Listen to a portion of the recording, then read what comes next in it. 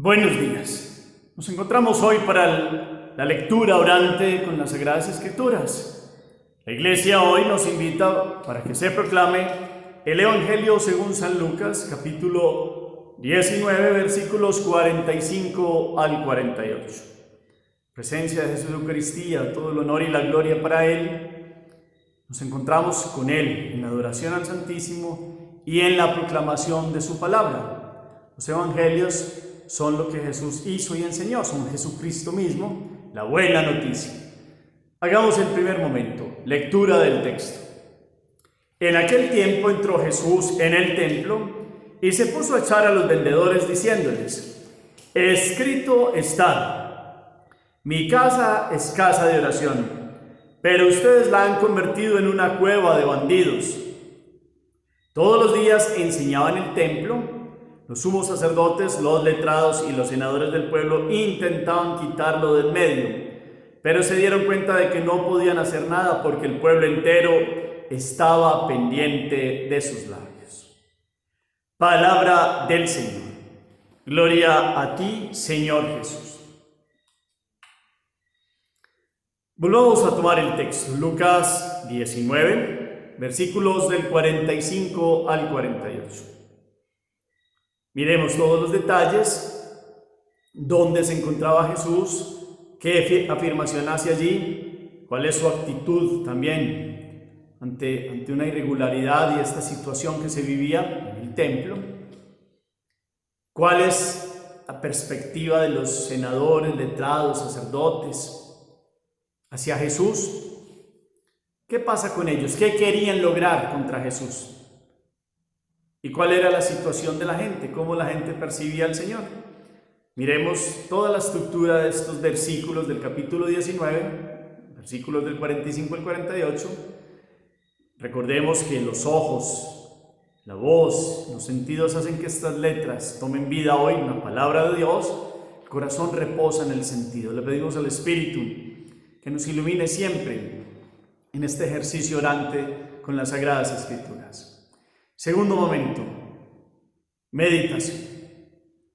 Hemos venido caminando con Lucas subiendo hacia Jerusalén.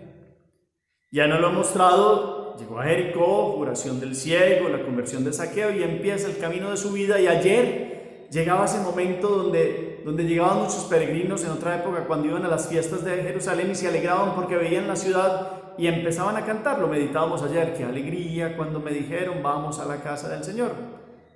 Y entonces Jesús lloraba porque para él no estaba vedado el futuro, sabía qué iba a pasar en Jerusalén, sabía la negación y cómo iban a cerrar su corazón a pesar de que lo recibieran con hosanas el domingo de Ramos. Y entonces está en ese movimiento, llega a Jerusalén. Ya llora por Jerusalén, con el corazón dolido, le dice que no sabe quién es el que verdaderamente le da la paz, y él es la paz. A la Jerusalén, la ciudad de la paz, no comprende quién es la paz, y hoy llega un momento puntual fuerte, y llega el templo, el gran lugar donde peregrinaban los israelitas desde las distintas zonas de la Palestina, Judea, Galilea, y los de la diáspora, los que estaban viviendo en el Asia Menor, en Alejandría, en Egipto, en Grecia, en Macedonia, judíos de las distintas partes venían a las grandes fiestas. Era un lugar muy importante, lo hemos meditado varias veces en este año, la importancia del templo, la historia del templo. Recordemos este gran templo que soñó con hacer David en un campo que le compró al Jebuseo, que tuvo ahí pendiente, pero Salomón es quien construye el templo, más o menos 950 a.C., después lo destruye en 587, lo hemos conversado en la expulsión de los judíos a Babilonia, en el destierro. Después tratan de reconstruirlo en la época de Nehemías y Esdras. Vuelve otra situación difícil con Antíoco IV Epífanes, otro rey que quiso meterse al templo y causar una situación de impureza ritual para los judíos. Viene Judas Macabeo y lo vuelve y lo consagra el día de la dedicación. Pompeyo vuelve en el año 63 y hace una destrucción. Después lo reconstruye Herodes, y este templo de Herodes es el que conoce a Jesús, que duró mucho tiempo también en construcción, pero Jesús, como fiel israelita, hacía las peregrinaciones al templo antes de su vida pública como fiel judío, y ahora sí que más como el Hijo de Dios, que en estos 3 años de la vida pública viene a mostrar que es el enviado, que es el prometido y que es el Mesías, situación que le causó persecución y dolor, y de hecho la muerte, porque es el camino que viene haciendo Lucas, es llevarlo hasta Jerusalén, ya está en el templo, y Lucas coloca la situación donde Jesús habla fuerte contra los vendedores y los cambistas que habían convertido el templo de Dios en eso, una cueva de bandidos. Hoy nos lo muestra Jesús en Lucas con una expresión, cuando está en el templo dice, echó a vendedores diciéndoles, está escrito, mi casa es casa de oración, pero ustedes la han convertido en cueva de bandidos. Ahí hay 2 citas bíblicas que trae Jesús desde el Antiguo Testamento. Si ustedes toman Isaías 56, 7, ahí en ese contexto antiguo de Isaías está hablando como la casa de Dios también es para extranjeros, y pone una invitación a cómo viven los extranjeros el estar en el templo. No es solo para los judíos. Aquí hay una invitación a mi casa es casa de oración, y también vendrán los judíos. Aquí lo toma Jesús en el contexto de que han quitado ¿para qué está hecho el templo? Para la oración, y lo ha vuelto negocios. Pero es que no solo es negocios, es trampa, y es robos, y es un montón de situaciones humanas que se metieron ahí por codicia e idolatría al dinero. Y después toma otra cita bíblica que es Jeremías 7:11, y en ese contexto Jeremías está hablando como todos se llenan la boca hablando del templo, y el culto, y los ritos, y la vida delante de Dios y el templo, pero se olvidaban de los forasteros, de los huérfanos, de las viudas, y caían en la idolatría. Es una sentencia fuerte, por eso se volvió cueva de bandidos en las palabras de Jeremías. Jesús trae esas 2 alusiones proféticas, y eso es lo que quiere mostrar Lucas. Lucas no profundiza otros detalles como si lo hacen Juan, Marcos, en el sentido de Jesús, que después les dice que destruyan este templo y lo reconstruirán en 3 días. También Juan hablaba del celo por tu casa me devora. Aquí Lucas es concreto y trae estas alusiones del Antiguo Testamento en Isaías y Jeremías para mostrarles cómo desde la antigüedad está dado que el templo es para el encuentro con Dios, no para la usura ni para el robo. Sabemos que la situación, pues venían caravanas de personas, venían gentes de todas partes, y los que vivían pues desde el comercio se dedicaban allí a cambiar la moneda, porque tenían que comprar no solo en la moneda romana, sino en hebrea, judía, las distintas situaciones que tenían que ofrecer en el templo, pues ahí los vendían. Pero es la actitud y la intencionalidad de muchos que volvieron a ese lugar, pues más que un encuentro con Dios, pues un lugar de robo y un lugar de bandidos, como lo dice Jesús. Y Él tiene la potestad, y Él profetiza contra el templo. Aquí ya lo hemos visto ayer como profetizaba contra Jerusalén, y en los otros contextos también profetiza como este templo y Jerusalén va a ser destruida, pero es que Él viene a dar un nuevo templo que es Él mismo, en una nueva alianza, ya no sellada pues con corderos y con los animales rituales del Antiguo Testamento, sino en la nueva alianza sellada con la sangre del Cordero de Dios. Y entonces nos metemos como en toda esta realidad para comprender que en Él hay un nuevo templo, en Él hay una nueva religión que va más allá, y es una fe en el Hijo de Dios que nos amó y se entregó por nosotros, y en Él está la presencia de Dios. Es Dios mismo que ha tomado condición humana, y esto lo quería dejar claro. Y Él tenía la capacidad de expulsarlos del templo, claro que sí, y su celo fuerte les podía hablar fuerte, claro, porque conocía los corazones y sabían que se había convertido aquel lugar, que era un lugar de encuentro con Dios. El signo del momento del Viernes Santo, se rasga el templo, el velo del templo por en medio, en 2. El Antiguo Testamento, que era este lugar, es un lugar muy especial, muy grande, pero ahora viene Dios en persona, y Él es el nuevo templo. Y nos invita a adorarlo en espíritu y en verdad, según el diálogo que hemos también ya meditado con la samaritana, como los verdaderos seguidores de Jesús lo adorarán en espíritu y en verdad. Después vinieron los templos cristianos, porque ahí está Jesús, y adoramos a Cristo Jesús. Y Pedro nos invita a comprender que somos piedras vivas, nosotros somos templos de Dios también. Lo hemos meditado constantemente, enfáticamente estos días. Aquí lo que yo quiero que miremos es la situación de Jesús. Habla fuerte por las actitudes humanas en las que convirtieron el templo de Jerusalén, y después el Evangelio nos muestra cómo los principales trataban de prender a Jesús para juzgarlo, pero no lo lograban, dice aquí hoy, porque la gente estaba pendiente de sus labios, de su enseñanza. De hecho, en el templo, ¿qué hacía? Enseñaba. Y nosotros, ¿qué hemos tomado de Jesús? Su enseñanza. Entonces la primera parte de la Eucaristía es la enseñanza de Jesús. El Evangelio es Jesús hablando hoy. Antes en el templo, en el contexto de la Palestina, hoy nos habla a través de la palabra. Sigue hablando, porque está vivo. Qué bueno hoy escuchar, estar pendiente de sus labios. Eso es lo que hacemos con la lección divina, estar pendiente de los labios de Jesús. Cuando estas letras toman vida por la proclamación, Dios nos está hablando hoy, en los contextos históricos de su vida y en su enseñanza. Hoy es un eterno presente. Esta palabra es vigente. Jesucristo ayer, hoy y siempre. El Verbo del Padre nos sigue hablando. Y vemos que Él viene a desenmascarar la mentira, y eso fue lo que hizo en el templo, que lo habían convertido en esta situación. Entonces la primera meditación va en orden a que siempre lo de Dios puede terminar convirtiéndose por el corazón humano, por las intenciones humanas, en un negocio raro para algunos que han tomado la religión y la fe como un negocio. Y es un llamado de atención para nosotros también, pero también fuertemente para muchos que crean iglesias, que toman una bodega y que hacen un garaje y que dicen, aquí está Jesús y esta es la palabra. Y bueno, seguramente hay gente que es digna y que es buena ahí en todos esos procesos, pero la intencionalidad, vamos a mirar, Jesús podría haber tantos que hablan de templos, de nuevos templos convertidos en lugares de encuentro, de eclesía, de asamblea, pero ¿cuál es la intencionalidad de muchos que están haciendo estas iglesias?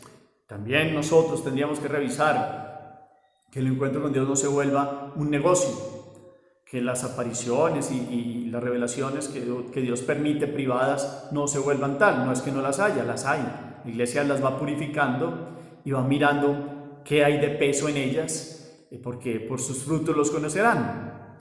Esa es otra de las meditaciones que hoy podríamos mirar, que lo de Dios es libre de búsquedas muy humanas. Una cosa son ciertas ofrendas que se hacen, el diezmo es verdadero, pero ¿a qué se ha llevado el diezmo también en otras iglesias? Lo han llevado al extremo de convertirlo también en algo que nos llama como a preguntarnos cuál es la intencionalidad también. Es necesario y es bíblico, sí, también. Y es una ofrenda también, y las ofrendas que se dan son valiosísimas. Dios nos las niega. Jesús mira a la viuda y la dignifica y la alaba y le dice, esta viuda ha dado más de lo que podía dar. Y no está quitando este sentido de aquellos que ofrecen y hacen ofrendas, que tienen su sentido. Pero es el culto, el dinero que otros generan, porque aquí en estas situaciones se daban compra y venta, pero muchas veces los precios estaban cambiados por las pesas de los animales que no concordaban con el peso. Y como siempre ha habido mentira y trampa en todo, pero como Jesús conoce el corazón humano, viene a develar lo que hay detrás. Entonces, que hoy nosotros nos cuidemos de que nuestro seguimiento de Dios no se vuelva solo por dinero. Bendiciones de Dios vienen y todos tenemos que trabajar. Y bendito sea mi Dios que aquel que busca el trabajo, y también dentro del mundo de los que se dedican a elaborar imágenes o a trabajar con artículos religiosos, pues tiene un sano control. Pero cuando la situación se vuelve solo dinero y trampa y mentira, pues es un llamado de atención también para nosotros, que evangelizamos no por dinero, porque lo hemos recibido gratis, y lo que hemos recibido gratis tenemos que darlo gratis, nos dice el Señor. Entonces es siempre como esta palabra como que nos ayude a centrarnos a que el primero es Dios. El dinero es un medio de cambio, es un medio, no un fin, y que dejemos que las cosas de Dios no se vuelvan eso, dinero e intereses humanos. No, lo de Dios es gratis. Lo de Dios sí, hay ofrendas, y en un sentido bien llevado tiene un don muy bonito y trae bendiciones también. Pero ¿cuál es la intencionalidad del corazón? Que Dios hoy nos permita esto. Y segundo, podamos mirar, seguimos viendo la persecución de Jesús. Vemos cómo estaban pendientes para cómo buscarle la caída. Lo hicieron a través de Judas, ya conocemos la historia, pero que nosotros hoy tengamos la fuerza y la valentía, porque los que lo seguimos a Él, pues también podemos presentar momentos de dificultad, de persecución, donde se vuelve incómodo hablar de Dios, donde es Dios que sigue hablando a través de la palabra, pues esta palabra se lleva y sigue tocando allá pullas y corazón, perdónenme esta expresión, pero sigue siendo ahí como motivo para traer la verdad, y donde Dios habla, busca la verdad y la verdad sale a flote. Entonces también pueden haber persecuciones y dificultades, pero que nosotros tengamos la actitud de Jesús, vivir delante de Él, buscarlo solamente a Él, no el dinero, solamente a Él. Si vienen momentos de dificultad, pues si persiguieron al Maestro, pues perseguirán a los que lo siguen, que somos pues humanos. Él, verdadero Dios, se ha entregado por la salvación de nosotros. Meditemos esta expresión, yo se los dejo para que sea este segundo momento. Todo el pueblo entero estaba pendiente de sus labios. Ustedes y yo seguimos pendientes de los labios de Jesús, sigue hablando. Yo quiero que esto quede como énfasis en este segundo momento. Estamos pendientes de los labios de Jesús. Él es el verbo, Él es la palabra de Dios. Por eso la proclamamos, por eso todos los días sacamos este momentico de hacer la lectura orante. Que podamos poner toda nuestra escucha, Shema, en los labios, en la enseñanza de Jesús. Sigue enseñando y sigue trayendo la verdad y sigue hablando fuerte y sigue siendo el Dios que camina con nosotros siempre. Hagamos oración. Bendito sea el Señor Jesús, porque sigues caminando con nosotros. Te alabamos, te bendecimos, te damos gracias, te adoramos, Señor Jesús. Enséñanos a estar pendiente de tus labios todos los días, a escuchar tu palabra, a proclamar la palabra con fuerza, con valentía, con ánimo. Permítenos, Santo Espíritu, a discernir y a comprender esta palabra de Jesús, comprender los santos evangelios, la buena noticia. Enséñanos también a proclamarla a los demás, tener celo por el templo, pero sobre todo por llevar el nombre de Jesús, que ya es salvación para todos. Que podamos hoy tener esta fuerza para comprender que los templos son lugares de oración, pero como nosotros también somos templos, Señor, pues nuestra vida toda sea oración y no se convierta nuestra vida en situaciones de idolatrías por el dinero, de codicias, sino que nuestro único Dios y Señor seas tú, Señor Jesús. Espíritu Santo, danos la fuerza, la templanza, la valentía, los dones, y que nuestra vida produzca los frutos, porque somos templos de Jesús. También lo comulgamos, te comulgamos, Señor. Permítenos tener comunión contigo y escucharte en tu palabra, alabarte y adorarte todos los días de la vida. Amén. Cuarto momento, la acción. Estamos pendientes de la enseñanza de Jesús, de los labios de Jesús. El pueblo entero estaba pendiente de la enseñanza de Jesús. Como Jesús, buscamos caminar en la rectitud y en la verdad. La dijo a los que lo tenía que decir y por eso lo persiguieron. Queremos caminar en la rectitud y en la verdad. Hoy nos vuelve a traer la palabra las situaciones de los negocios que no están claros allí en el templo, que volvieron esto un lugar de culto. Para mí como sacerdote es una invitación, y para todos los que vivimos en la fe, que en nuestra vida no se vuelva un negocio, sino que el sentido del encuentro con Dios es eso, es encuentro con Él, es salvación en Él, es vida en Él, es dar gratis este gozo de tenerlo a Él. Que nosotros podamos vivir libres de la avaricia, de la codicia, de volver los sanos formas de ganarse la vida, no unas situaciones de robo, como Él las muestra aquí. Pero la pregunta clave es, ¿estamos pendientes de los labios de Jesús? ¿Estamos pendientes de la palabra de Él? Le pedimos al Espíritu que nos la enseñe y nos ayude a comprenderla y bajarla a la vida. Que Dios los bendiga, los llene de su gracia y su misericordia, en el nombre del Padre, y del Hijo, y del Espíritu Santo. Amén. Feliz día para todos, en compañía del Señor Jesús sacramentado.